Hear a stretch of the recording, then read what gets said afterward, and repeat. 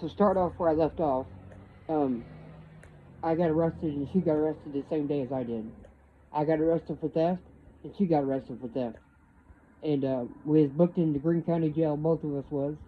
I had 4 Percocet on me that I swallowed on the way to Greene County Jail. And we was booked into Greene County Jail. I sat there for 7 or 8 days, and then my dad bailed me out of jail, which was $800.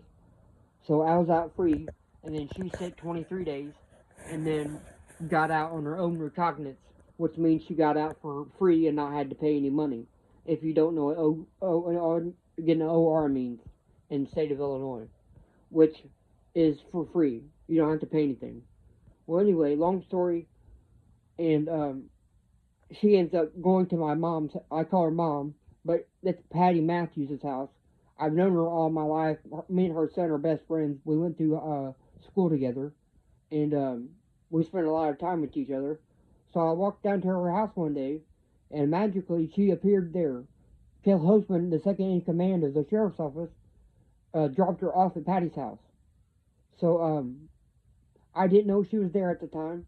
I didn't know anything was going on. I didn't know she was there or if she had been dropped off there or anything like that. I just walked down there and she was there.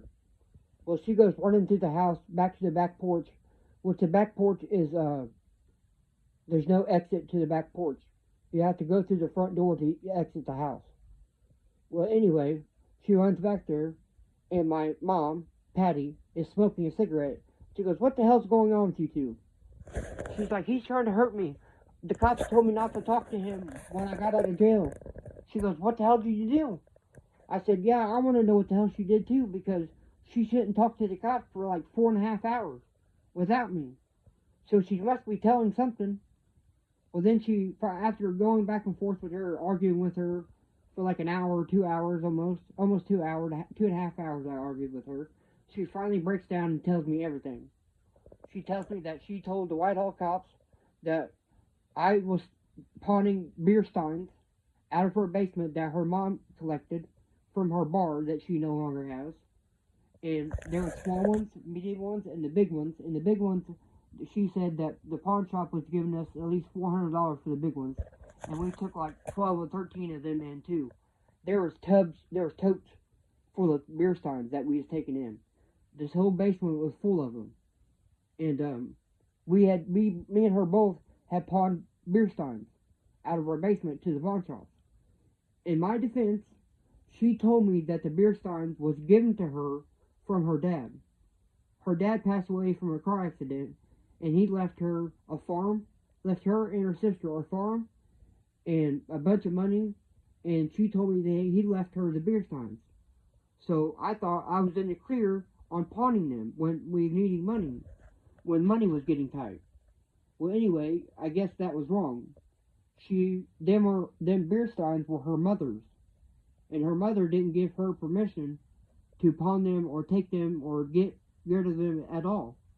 So her mom was going to press charges on me, but in order to press charges on me, the cops told her that if you're going to press charges on Derek, that's me, Derek Gillum, you have to press charges on Casey.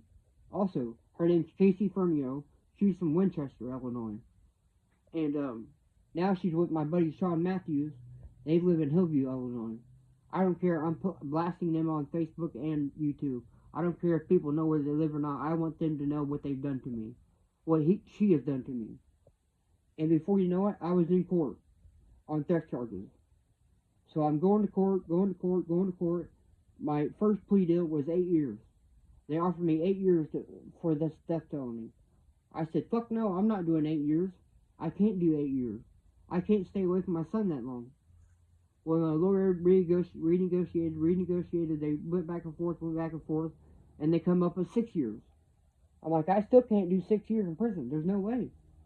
So my lawyer goes back to the state's attorney. They argue, and they riff raff back and forth, and they finally get it down to 2 years. So I said, okay, I'll take the 2 years. So, in I think December or August, or something like that, July, no, it wasn't July. It was December, January, February, or March. January, February, or March, I went to prison for 2 years. I went to Illinois Department of Corrections. I went to Graham. I went to Graham first time. I had to sit in what they call the X house, and that's the receiving house. I sat there for 128 days in one cell with three people that went and found their home prisons before me. I was waiting on a special prison for a drug treatment program, but then IA called me. If you know what IA is, if you've heard of prison stories, you know what IA is. It's internal affairs. And they come and talked to me and said, do I still want this prison that I was supposed to go to?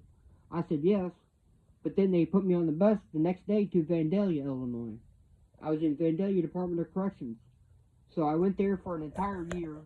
I know that's not a long time, but then that definitely put a PTSD on me. I seen some horrible things go on there. I'll get to that in a minute. So she put me in prison. So anyway, I'm sitting in prison, and I'm calling my family back home. Talking to them, talking to my girlfriend, because we got back together. Me and Kelsey got back together after I come back, and we got back together, and we said we'd stay together. So I told her she didn't have to stay with me when I went through prison. That she was good to go off on her own and do her own thing. She didn't have to wait for me. But she decided to wait for me, which I have no idea why, but she did. So that's good for me, I guess. And we did that thing. Well, one day she come to visit me. Her mom, my mom and dad, and my son come to visit me in person. And they tell me that Sean is dating Casey Fernio. Sean Matthews is dating Casey Fernio. My best friend is dating Casey Fernio, and that they're together. Well, I talked to him on the phone the day before that, and he called her nothing but a dope whore, and he wouldn't have nothing to do with her. And now all of a sudden I'm getting this information. So I call him up on the phone. I said, "Hey, what's up? What's going on, buddy? Anything? Anything new?" He said, "Nope, not anything new." I said, "Who you dating right now?" "Nobody."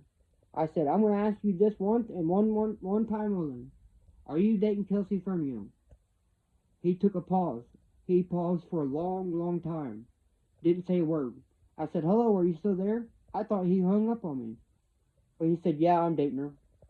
I said, "What the fuck? You told me that she wasn't no good, and she was a dope hoe, and that she was nothing but a worthless piece of crap." He goes, "Yeah, I know what I said, but she's good looking, and I want to be with her." I said, "You're gonna throw away a 14-year, 33-year plan, a 33-year friendship away for some dope whore that she says that I got hooked on drugs from her? She was already hooked on drugs before I ever got with her. She was doing pills with Randy, because her mom was getting pills, Vicodin from Randy, from her other boyfriend. She was getting pills from my Aunt Winnie, Vicodin pills, and she was taking them, so she was already addicted to pills, so she was already addicted to drugs when I got with her. The only reason I got with Casey Fernio was to have a car to get around to get drugs, because I was in full addiction, and that's all I cared about was getting high. And getting drugs, that's all I wanted was drugs, drugs. So anyway, I get out of prison, things are going great, then Chelsea starts in on me. I go back to see one of my friends, Patty, that I forgot to tell you that I was buying pills from at the time. When I was hanging out with her, I was buying pills from her, Vicodin and Percocet. Hang on. Sorry about that. I had to take a drink. And my old lady didn't want me around them people, even though they told me that they weren't selling any more pills, that they didn't get any more pills, and they told me and Kelsey this both. But still, she said she didn't want me around them, so I snuck around and was hanging around with them. And my old lady found out, and she threatened to leave me. And then the blaming started. The accusing started on me. She started accusing me of being on drugs. Started accusing me of being high all the time. I said, "I have to have money to buy drugs, babe. You don't get them for free." And I told her, I said, "Nobody's giving drugs out for free. There's no way, no drug dealer I know is giving away their drugs for free." You have to buy them. And she goes, well, your friends will give them to you for free. I fucked up one time and told her that Patty gave me 10 of them for free for helping her out by switching around her front room and helping her clean out some things and doing some work for her. And then she said, well, you got some free one time, you can get them free again. And this goes on for years. I'm talking, I've been out of prison since 2019. So 19, 20, 21, 22, 23, 24, 25. This goes on for 6 fucking years. She continues to blame me for being on drugs all the fucking time. And she bitches over the smallest shit ever. She throws everything that is on the floor that's sticky. That's me. I drink Pepsi, so she thinks every little spill is my fault. Every little drop is on the floor that is my fault. She just bitches about everything. And just constantly on my ass all the time, non-stop. So finally, I got sick of it. Tonight, she thought she found me trying to snort drugs on the kitchen sink. And that's not true. I didn't have any drugs to snort on the kitchen sink. But I was getting ready to sit on the toilet and take a poop. Not like you guys wanted to hear that. But anyways, I'm just telling the truth. And I have my coat on, and what I do when I go to the bathroom, I take everything out of my coat pockets because I have to take all my clothes off. That's what I've done ever since I was born. Take all my clothes off to go to the bathroom. That might be a weird thing to you, but that's the normal thing to me is take all my clothes off to go to the bathroom.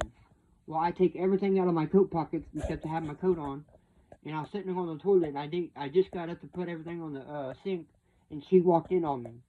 She opened the door and blatantly walked in on me and started accusing me of snorting drugs because I had a dollar bill out on the table. I didn't have no cards out, no tubes, no nothing, no powder, no shards of nothing, no meth, no heroin, no nothing was on the table. And all of a sudden, I'm on drugs. And what she does is she does this shit and she blows everything to the extreme. She takes everything to the extreme. Like, she called the cops and told them I had drugs on me, that I was snorting drugs in her bathroom, that she wanted me out of the house tonight. And the cops told her, well, we can't do anything about him being on drugs. We can't do anything unless he does something wrong and he gets searched and we find drugs on him. That's the only way we can do anything to him. And you can't kick him out of the house because he's lived there for longer than 30 days. You have to give him a 30 days notice to get out of your house. Which we have been together for 13 fucking years. She knew exactly what she was getting into when she started dating me. I was a drug addict when she started dating me. Before we ever got together, she was taking me to get pills from people and heroin from people. So she already knew that I was doing drugs and I was doing them heavily. I'm clean now. I just relapsed here the other day on meth, but I was clean for over 2.5 years before I relapsed. I was at Scotty's, the local gas station here in town, and an old friend pulled up, and I was just in the wrong place at the wrong time, and I used. And I shouldn't have used. I know that was stupid. I had a lot of time underneath my belt, clean time underneath my belt, and it was just stupid for me to use. It was a really small line, about this big, and about as wide as my cigarette butt. That's how much it was. And it wasn't a lot. Yes, it did get me high because I haven't had any drugs in a long time. So yes, I was high, but she threw it way out of proportion. I said, babe, addiction is bad. I know it's bad. Recovery is good. When you relapse, relapsing is part of recovery. You know there is going to be relapses in your recovery when you're on the road of recovery. People think you can just stop using drugs and just never touch them again. Yeah, some people can. Some people can't. And if you're at the wrong place at the wrong time and you got peer pressure against you, then you're probably going to do them. And I know that's stupid to say, but that's the truth. I know it. Everyone knows it that's addicted to drugs. And we go through this big deal. She kicks me out of the house again. She says she's going to get an order of protection against me, which that will mean I won't be able to spend Christmas with my son. That will be the only time I miss Christmas besides the time I was in prison. I've only missed one Christmas with my son, and that was when I was in prison.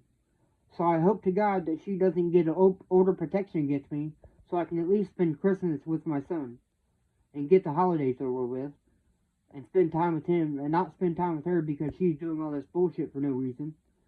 So hopefully we get to do Christmas together, which I know we can do Christmas together at my mom and dad's house because he gets to come over here and open presents for my mom and dad too. But they have plans and they have to go up to her mom and dad's house. So I don't get to spend a lot of time with him on Christmas Day or Christmas because she has plans and I don't get to go to her house.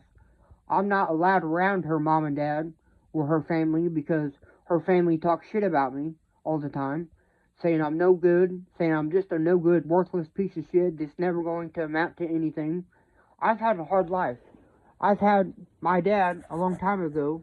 This is to tell you how hard a life I had. My dad left my mom when I was about 6 years old and went to Alabama to see another woman. I have seen fights in my house. I've seen arguments in my house. I've seen my dad throw shit at my mom. My dad's never hit me. My dad's never abused me. My dad's never done anything towards me but give me money and help me out and bail me out when I was in jail. He's always helped me out. He's never let me down once. Yes, he don't give me money every day, but I only get $20 when I do get money from him because I do not have a job right now. I'm trying to get this YouTube channel to take off and actually go somewhere so I can start making some good money. At least so I can help my son out and pay some child support if she takes me for child support. I don't think she will because I don't have a job and she knows I won't be able to pay any money. But once I get a job, I don't know if she'll want to take me for child support or not. Hopefully not, because I will still help her. I will still give her money out of my paycheck for Odin, our son. But I won't be able to give her a lot. Hopefully I go to school. Hopefully I'll be able to get into school at Lincoln Lane Community College to get my CDLs so I can go truck driving. Because they start out $100,000 a year, $90,000 a year. They start out making really good money. So hopefully I can do something like that.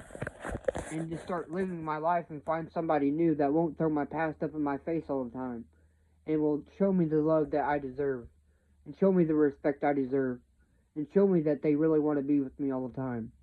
And not throw drugs up in my face. And not show me any love. And not show me any respect. And do anything else like that. Well, that's kind of my story. So hopefully you guys liked it. If you like it, give it a like. If you like it, give it a share. Share it to other people. And subscribe to my channel. Thanks a lot. Have a safe night. You guys have a safe night. Safe travels. Happy holidays. Merry Christmas to all. And hopefully all the kids are happy on Christmas Day. Merry Christmas and Happy New Year.